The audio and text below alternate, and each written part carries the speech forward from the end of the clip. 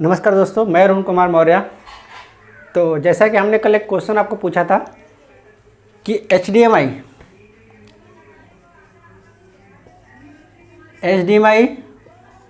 और वीजीए में से कौन सा एनालॉग सिग्नल है और कौन सा डिजिटल सिग्नल है। तो सही आंसर जिन लोगों ने दिया है, काफ़ी लोगों ने सही आंसर दिया है और बहुत ही सटीक आंसर दिया है। तो और कितने लोगों ने गलत आंसर दिया है कि उनको यही नहीं मालूम कि कौन सा डिजिटल सिग्नल है और कौन सा एनालॉग है। तो यहाँ पर जो एचडीएमआई पोर्ट से जो सिग्नल आता है वो डिजिटल होता है।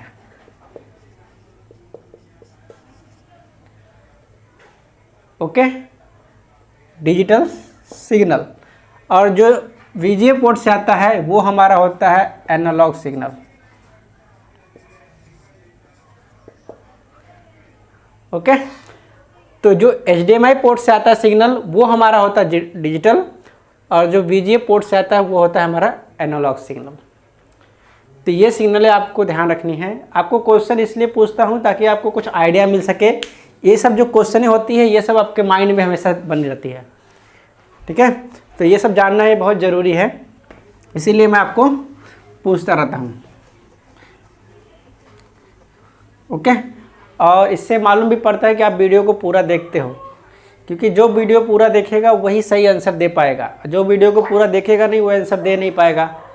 तो इसीलिए आप वीडियो को कभी पूरा देखिए, जाके आपको कुछ नॉलेज मिल सके और दिए गए क्वेश्चन का आंसर भी दे सके।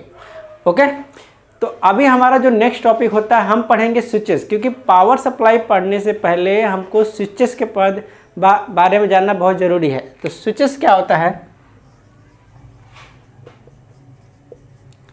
स्विच। ओके, तो स्विच के बारे में आपको जानना बहुत ज़रूरी है। स्विच जो होते हैं वो बहुत सारे, इसमें ज़्यादातर हम 3-4 टाइप के होते हैं, लेकिन हम पढ़ेंगे फिलहाल 3 टाइप के, और जो इसमें से मोस्ट इम्पोर्टेंट है वो है 2 टाइप वाले स्विचेस जो होते हैं। वो होते हैं, फिलहाल मैं 4 टाइप आपको बता रहा हूँ। स्विच मतलब जैसे हमारा जो मैकेनिकल स्विच होता है जहाँ पर मैन पावर की ज़रूरत पड़ता है, जैसे हमारा जो हम लाइट का बल्ब ऑन ऑफ करते हैं तो उसको हम बोलते हैं मैकेनिकल स्विच, क्योंकि वहाँ पर मैन पावर का ज़रूरत पड़ रहा है, इसीलिए हम उसको मैकेनिकल स्विच दे रहे हैं, या तो बोल सकते हैं इलेक्ट्रिकल स्विच बोल सकते हैं आप। ओके, लेकिन जहाँ पर एक वोल्टेज दे के हम स्विचिंग कराते हैं, एक वोल्टेज लेवल दे के स्विचिंग कराते हैं, हम उसको बोलते हैं इलेक्ट्रॉनिक स्विच। तो स्विच में हमारे 4 टाइप के आते हैं। एक होता है ट्रांजिस्टर,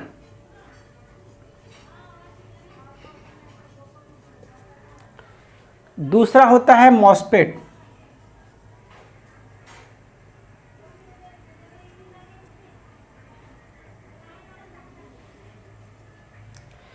तीसरा होता है एससीआर, और चौथा होता है आईजीबीटी। ट्रांजिस्टर आप जानते ही हो। मॉसफेट का जो फुल फॉर्म है वो metal oxide semiconductor field effect transistor. SCR का फुल फॉर्म होता है सिलिकॉन कंट्रोल रेक्टिफायर, और आईजीबीटी का होता है इंसुलेटेड गेट बाइपोलर ट्रांजिस्टर। तो ये सब स्विचेस है जिसको हम बोलते हैं इलेक्ट्रॉनिक स्विचेस। तो हम बारी बारी से तीनों स्विचेस के पढ़ेंगे, लेकिन उससे पहले मैं आपको क्वेश्चन एक पूछ देता हूं। ये दोनों में से कौन सा करंट कंट्रोलिंग है और कौन सा वोल्टेज कंट्रोलिंग डिवाइस है? ट्रांजिस्टर और मॉसफेट में से कौन सा करंट कंट्रोलिंग डिवाइस है और कौन सा वोल्टेज कंट्रोलिंग डिवाइस है? आपको ये क्वेश्चन का सही आंसर कमेंट में लिख के बताना है। ध्यान रखिए, क्वेश्चन आपको दे दिया गया है, which one is the current controlling device और which one is the voltage controlling device. Transistor और मॉसफेट में से मैं एससीआर और आईजीबीटी की बात नहीं कर रहा हूँ। तो इसकी थ्योरी ये है कि पहले ट्रांजिस्टर बना, ट्रांजिस्टर का हम पहले एम्पलीफायर बनाते थे, पहले आईसी नहीं थी तो ट्रांजिस्टर का यूज़ करके हम ऑडियो एम्पलीफायर करते थे, बनाते थे। उसके अंदर हम लोग देखेंगे किस तरह से हम एम्पलीफायर बनाते थे, वो ट्रांजिस्टर चैप्टर के अंदर हम खोलेंगे तो देखेंगे। उसके बाद ट्रांजिस्टर में ऐसी क्या कमी रह गई जिसकी वजह से हमको मॉसफेट आना पड़ा। तो ट्रांजिस्टर के कुछ डिसएडवांटेज है जो पूरा नहीं करता, उसके लिए हम मॉसफेट का यूज़ करते हैं। मॉसफेट के बाद आया एससीआर। एससीआर में भी कुछ खामी थी, इसलिए उसके बाद फिर आया आईजीबीटी। ये फ़िलहाल बहुत ही अच्छा है आईजीबीटी। एससीआर में क्या होता है, जैसे कि इसको एक बार ऑन कर दो तो इसको ऑफ करने के लिए एक सर्किट अलग से बनाया जाता था, ठीक है। मॉसफेट क्या होता था, ये जो होता है हाई फ्रीक्वेंसी पे स्विचिंग करने जाओगे तो ये लैचिंग क्रिएट करता है। ये सब बहुत डीप चीज़ें हैं, आप बस जानते रहो।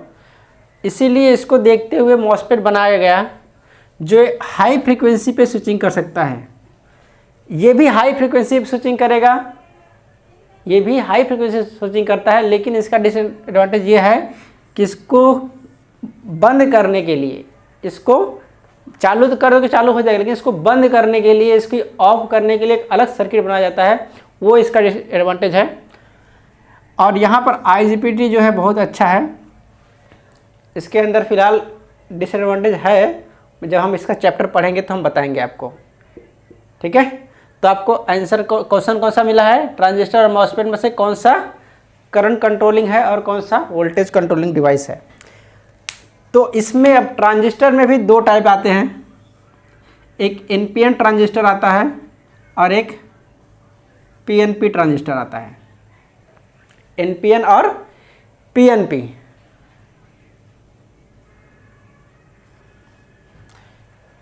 मॉसफेट में दो टाइप आता है,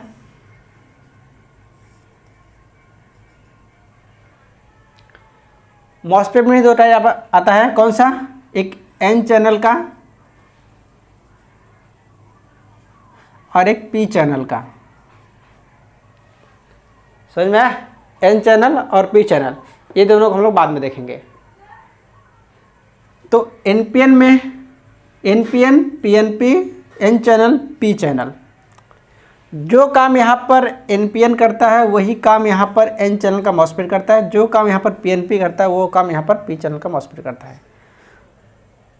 लेकिन बस आपको फ़र्क इतना है कि नाम चेंजेस हो गया है, दोनों ही स्विच है, दोनों ही स्विच है, लेकिन काम दोनों का अलग अलग है, ठीक है। अब किस तरह से होता है अब हम लोग देखेंगे। पहले हम लेंगे ट्रांजिस्टर।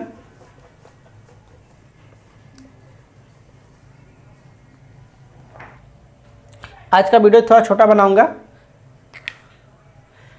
तो ट्रांजिस्टर में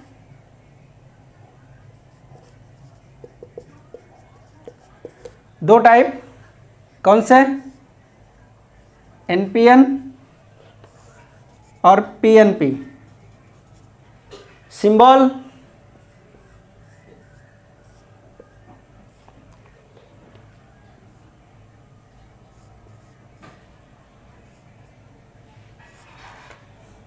तो जिसमें एरो बाहर की तरफ निकल रहा है, जिसमें एरो बाहर की तरफ निकल रहा है वो हमारा कौन सा ट्रांजिस्टर हो गया, एनपीएन। और जिसमें एरो अंदर जा रहा है, इनसाइड हो रहा है, उसको हम बोलते हैं पीएनपी।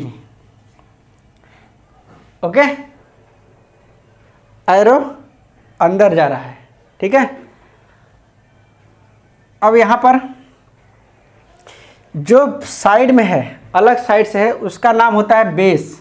क्या बोलते हैं हम लोग, बेस। जो ऊपर की तरफ जिस पे एरो नहीं लगा है वो हो गया हमारा कलेक्टर, और जिस पे एरो लगा रहता है वो हमारा होता है इमीटर। तो बेस, कलेक्टर, इमीटर। अब इस तरह से पढ़े, एन पी एन, ऐसे यहाँ पर P N P, sorry P N P. अब बताइए मुझे इसमें से इमीटर कौन सा है, बिल्कुल सही, ये हमारा इमीटर है, ये हमारा कलेक्टर है, ये हमारा हो गया बेस। क्योंकि इस पे एरो लगा है वो हमारा क्या हो गया, इमीटर। जिस पे कुछ भी नहीं है वो हमारा क्या हो गया, कलेक्टर। और जिस पे कुछ भी नहीं है या फिर बोल सकते हैं साइड में है, उसको हम बोलते हैं बेस। इसको अगर हम बात करें तो ये कैसा रहेगा, तो इसके सामने हम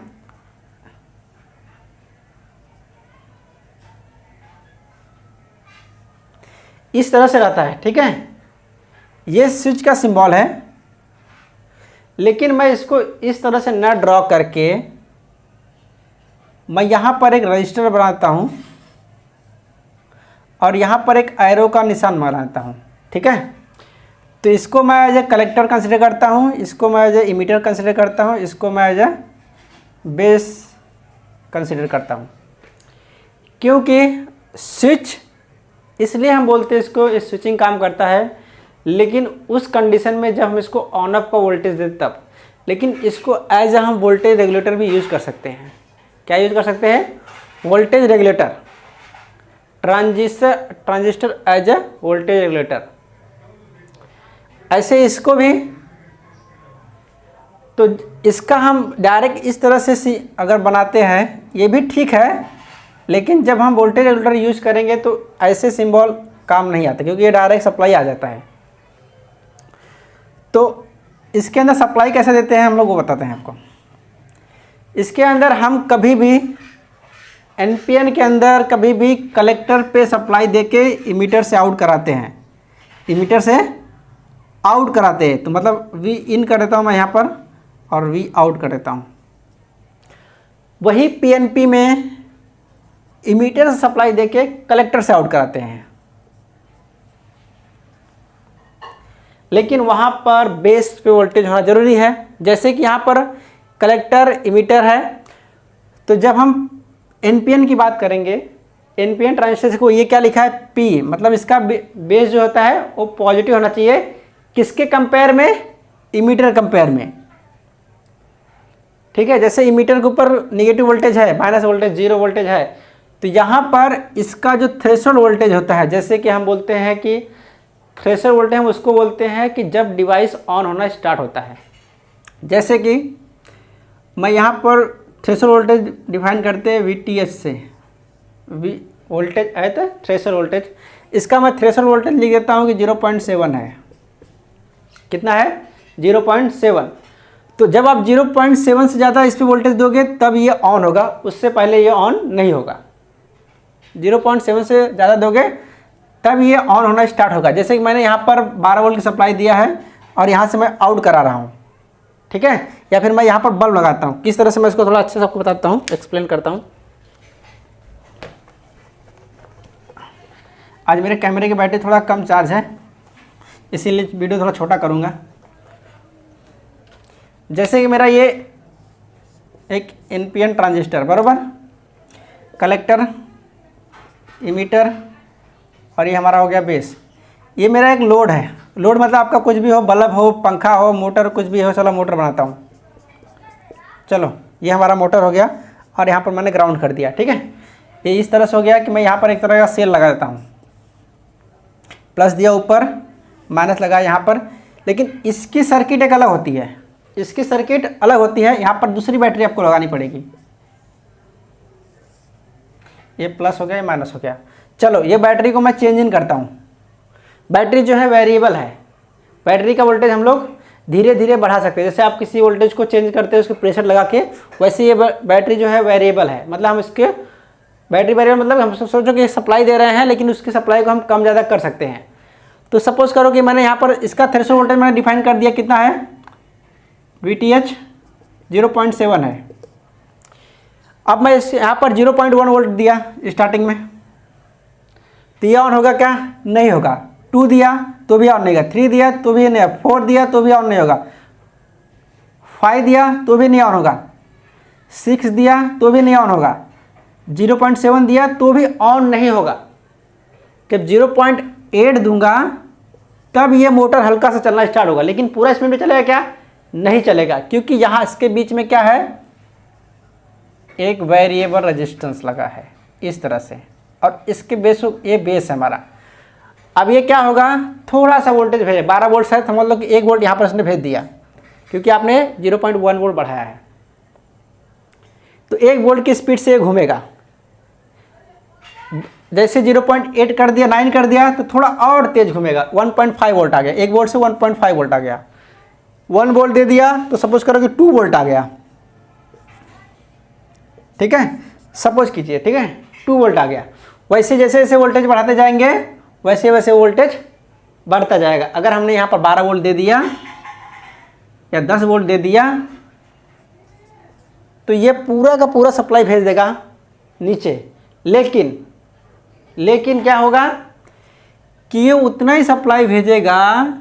अब वी आउट जो होता है, यहाँ पर जो वी आउट होगा वो कितना होगा इसका, तो V out equal to V T H minus क्या रहेगा, वी इन, सॉरी यहाँ पर मैं लिख देता हूँ V in minus V T H, क्योंकि वी इन आपका बड़ा रहेगा। तो आपका वी आउट होगा, समझ में आया। जैसे यहाँ पर 12 वोल्ट है, 12 वोल्ट है, समझ में आ रहा है। तो वी आउट आपका कितना होगा, तो वी इन तुम्हारा 12 वोल्ट आया यहाँ से, तो 12 माइनस 0.7, तो आपको बचेगा 11.3 वोल्ट। तो 11.3 वोल्ट ही मैक्सिमम आउटपुट यहाँ पर आपको देगा। मैक्सिमम आउटपुट आपका 11.3 आएगा। वही अगर यहाँ पर पी चैनल का मॉसफेट लगाएंगे, यही अगर पी चैनल का मॉसफेट लगाएंगे हम लोग,